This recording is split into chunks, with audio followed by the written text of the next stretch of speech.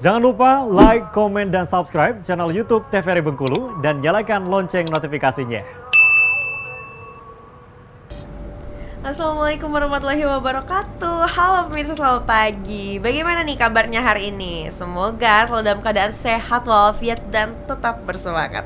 Hari ini jumpa lagi bersama saya Utar Novadini, tentunya dalam acara Opini Obrolan Pagi ini. Nah pemirsa, kita bahas mengenai digital nih. Pasti itu sekarang adalah hal yang sangat ramai diperbincangkan. Gimana sih kemajuan digital, gimana sih caranya untuk melek digital berbagai macam. Hari ini kita akan membahas mengenai hal tersebut terkait dengan bisnis tentunya, dengan tema kita hari ini, potensi bisnis digital Bengkulu, bersama dengan Bang Robi Sugara. Langsung saja kita sapa. Halo Bang. Halo Mbak. Bagaimana nih kabarnya hari ini? Alhamdulillah baik, sehat. Alhamdulillah baik, sehat. Bersemangat kah? Oh iya pasti, harus selalu semangat. Harus selalu bersemangat. Nah hari ini kita akan membahas mengenai digital nih ya. Itu seru banget kayaknya. Siap. Karena bisnis dan digital adalah dua pokok bahasan nih yang Ya, lagi rame sangat. banget sekarang ya. Tapi sebelum bahas lebih lanjut tentang itu, pengen tahu dulu profil abangnya nih. Abang sendiri aslinya dari mana? Oke, saya kalau asli memang bisa dibilang produk asli Bengkulu ya. Oke. Karena orang tua dua-duanya memang dari Bengkulu, di Seluma Mbak, dari Oh, di Seluma. Seluma, Ya. oke. Dan saya tuh besar-besar memang di Bengkulu. Jadi tidak ada dalam fase hidup saya itu menetap di luar selain Bengkulu. Oke. Ya kecuali untuk pergi belajar Ah, iya dan benar. gitu. Jadi kuliah juga dari SD di SD Negeri 79 Pagardewa, SMA juga di SMA 3 Pagardewa, SMP juga SMP 5 Pagardewa. Oh selingkuh itu ya? Semua.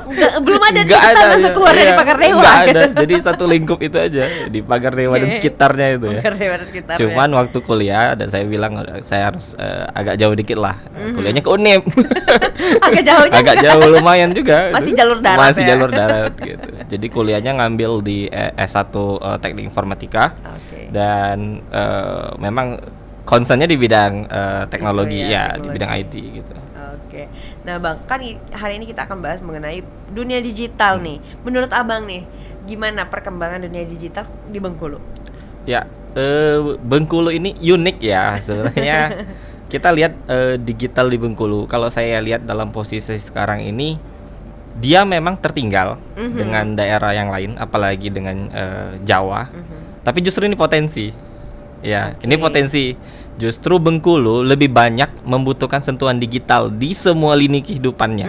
Ya, Oke. mulai dari pemerintahan pasti, mulai dari kesehatan, pendidikan sampai bisnis. Bisnis. Jadi kalau Bengkulu hari ini kita melihat mereka-mereka yang sudah memanfaatkan teknologi digital biasanya mendapatkan tempat track yang lebih mulus daripada yang lain. Kenapa? Karena menjangkau lebih banyak biasanya gitu. Menjangkau lebih banyak Iya, gitu ya. betul. Karena memang kemajuan digital kan fungsinya untuk itu ya, Bang, Betul, betul. Percepatan. Jadi, percepatan, betul. benar sekali. Nah, kalau Abang sendiri kenapa nih tertarik dengan dunia digital, dengan IT? Iya. Kalau saya tuh ini sudah sejak saya kuliah itu saya melihat gini, Mbak. Mhm. Sebetulnya ini mungkin agak idealis ya. Bengkulu ini mau jadi kota apa sih sebetulnya? Oke. Kita bingung kan, sebetulnya kita bingung. Kita mau menjadi kota industri, belum ada bumbu-bumbu industrinya terlihat di kota kita ini kan. Kita mau jadi kota wisata, kita mau apa sih yang mau ditonjolkan di Bengkulu? Kalau kita mau buat pabrik besar di Bengkulu ini agak sulit juga karena tempat udah terbatas. Iya, benar. Saya melihat justru digital. Kenapa digital? Karena gini, kalau kita produksi barang terlalu banyak, nanti mau keluarnya susah kan, karena Iya, Bengkulu ini terisolir secara geografis. Kita nih dijepit Bukit Barisan sama Samudra Hindia Iya. gitu nah kan. Tapi kalau itu produknya digital, itu nggak peduli mau dihalang gunung, mau dibatasin laut juga, kita tinggal terkoneksi ke internet, produk kita tuh bisa dinikmati sama orang di luar Bengkulu langsung pada saat itu juga. Nggak terbatas cuman di Indonesia saja bahkan Iya. gitu. Jadi saya melihat memang kita perlu perbanyak produk digital Bengkulu gitu, Iya, benar. sehingga bisa menjadi komoditi juga bersaing dengan komoditi yang lain. Jadi kalau saya berharap suatu saat Bengkulu harus dikenal sebagai kota digital. Digital. Oh, jadi Iya. itu termasuk salah satu harapan juga Iya, ya. betul. Karena apalagi nih yang mau ditonjolkan gitu. Iya, ya, kalau bukan untuk ya. sekarang ya maksud Untuk saya sekarang. salah satu akselerasi terbaik mungkin dengan digitalisasi gitu kan. Digitalisasi, Betul. benar. Karena sebenarnya kalau digitalnya udah maju itu udah mendukung semua lini juga Betul, ya. betul kan. Kayak mau apa nih, pariwisatanya maju lewat Iya, lewat digital. Betul, betul Mau sekali. apa nih yang maju? Betul. Mau ngelihat anak-anak Bengkulunya yang maju, sumber daya manusianya Betul. lewat digital. Lewat digital juga, betul. Gitu ya. Nah, Abang sendiri adalah CEO founder dari Oase Yes. dan City.io. Oke. Itu boleh dijelasin dulu Oh, iya. Kak? Itu apa sih sebenarnya? Mungkin Ya. dari Oase dulu kali ya. Oke, jadi Oase itu sebetulnya singkatan ya, akronim dari One Application Solution for Smart Entity. Oke. Oke, jadi singkatnya kita mau punya satu aplikasi yang bisa membantu semua orang di berbagai bidang.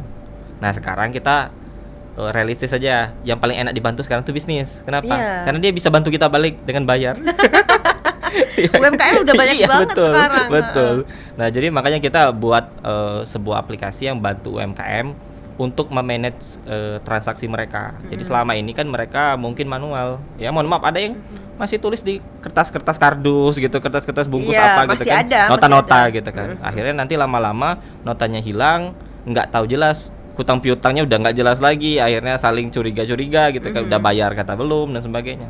Jadi kita lihat masalah itu terjadi di sekitar kita, lalu kita coba berikan solusi sebuah aplikasi yang bisa mencatat transaksi mereka, stok mereka sampai hutang piutang semuanya bisa dicatat di situ. Jadi cukup dengan satu aplikasi itu nanti para pelaku UMKM itu bisa fokus ke mengembangin bisnisnya, nggak lagi di bagian operasional. Makanya tagline kami itu bisnis Anda jalan, Anda bisa jalan-jalan gitu loh maksudnya. Iya, benar, biar nggak bisnis pusing Anda gitu. jalan. Nah, ini enggak ownernya di depan meja kasir Iya, terus gitu ngitung kan. terus itu Betul, ya. gitu kira-kira. Oke, jadi benar-benar mempermudah ya. Iya. Mulai dari semua sampai ke hutang piutang Iya, pun sampai ke sana. bisa diperbantukan di sana gitu ya. Betul. Nah, kalau di Bengkulu sendiri udah banyak kan yang menggunakan atau gimana? Kita kalau total user kita kan ada register ya, registrasi. Jadi aplikasi kita tuh udah bisa langsung dibuka langsung sendiri, kemudian registrasi mandiri, bayar sendiri. Jadi udah bisa mandiri lah aplikasinya. Itu register kita sekitar 400 sampai 500 yang register, tapi yang statusnya aktif itu 100-an lah kira-kira. Oh, banyak Untuk saat dong. ini ya. Dan itu nggak cuma di Bengkulu, ada juga di Curup, pernah ada di Lubuk Linggau, di Jakarta juga ada satu yang pakai, bahkan ada juga di Pangkal Pinang, Bangka Belitung. Jadi nggak cuma di Bengkulu tuh, ada juga sih beberapa yang pakai. Tapi Udah memang banyak kita masih ya. fokus ke Bengkulu aja dulu deh. Karena Emang kayak mau memang benah di mau, sini dulu. mau kan niatnya dulu kan mau ngebantu Bengkulu Oh, iya dulu benar. gitu. Mau ngebajuin. Iya, ngebajuin Bengkulu dulu. Sampai mana nih mengajuin? Sampai Bengkulunya merespon dengan baik. Terus dengan baiklah. Nah, akan kalau awalnya kapan sih Bang berdirinya ini? Kita tuh kalau untuk membantu UMKM saya udah dari mahasiswa ya. Dari 2014 itu kita sama teman-teman sudah buat startup digital lah ya, untuk software development. Jadi bantu-bantu buatin aplikasi untuk pemerintah, untuk kampus, kadang untuk juga pebisnis. Kemudian setelah itu kita juga pernah buat platform untuk membantu informasi Bengkulu. Dulu namanya caribengkulu.com. Iya. Jadi lalu kita bantu juga PMI untuk buat cari darah dan sebagainya. Lama-lama kita udah bantu, lama-lama kita ngerasa ya kitanya habis juga energi kita, resource kita untuk bantu Iya, terus. benar, Kita juga harus berpikir gimana kita bisa bantu diri kita sendiri Harus dulu. realistis juga. Betul. Makanya waktu itu saya langsung berhenti sejenak, lalu berpikir apa nih yang bisa kita kerjain dan bisa ngasilin uang juga untuk kita dan bantu juga orang-orang dapat kerjaan juga. Akhirnya kita buatlah sebuah aplikasi yang memang kita istilahnya kita bisniskan gitu, nah bukan cuma membantu. Itu di 2018 ada yang mau pakai aplikasi pertama kali. Tapi 2018. untuk kita buat legalnya itu 2019. Kita buat PT. Jadi biar orang percaya, karena orang Bengkulu ini kadang nggak percaya nih siapa yang buat gitu kan. Di mana kantornya gitu. Nah, lama-lama kita pikir ya udah kita buatin PT. Dia tanya di kantornya di mana? Ya udah kita buatin kantornya. Jadi kayak gitulah kira-kira pelan-pelan gitu. Oke, jadi ngerintisnya dari zaman kuliah Iya, dari sebenarnya kuliah ya, sebenarnya. untuk pembiasaan dan lain-lain. Betul. Nah, itu akhirnya ada nih yang menggunakan satu orang, berarti aplikasinya berbayar gitu ya? Ya, kalau dulu ya ada ya kebetulan yang bayar. Jadi kita pertama kali buat aplikasinya ada yang butuh aplikasi. Jadi kita kasih harga, lalu kita buat dan dia puas. Lalu kita pikir, oh satu orang udah puas nih, Jangan-jangan yang lain juga butuh. Nah, dulu kan buat aplikasi itu kan kesannya mahal, investasinya mahal, bisa puluhan juta kayak gitu kan. Orang kan nggak mau keluarin uang di awal. Lalu kita berpikir dengan metode lain. Kayaknya aplikasi ini bisa kita jual, nggak kita jual, kita sewain lah. Oh. Jadi orang bayar sepanjang dia mau pakai aja. Jadi sekarang dia bisa bayar bulanan, bisa bayar tahunan. Kalau dia Iya. ngerasa nih aplikasinya nggak cocok lagi sama saya, ya udah berhenti, nggak apa-apa gitu. Oh, Jadi begitu. cost-nya lebih rendah daripada dia harus keluarin uang untuk buat aplikasi sendiri. Mending dia pakai yang sudah ada, dipakai sesuai kebutuhan aja. Kayak aplikasi-aplikasi pada umumnya Iya, gitu pada ya. umumnya, ya. Jadi per apa ada rentang waktunya Ya, gitu ya. betul.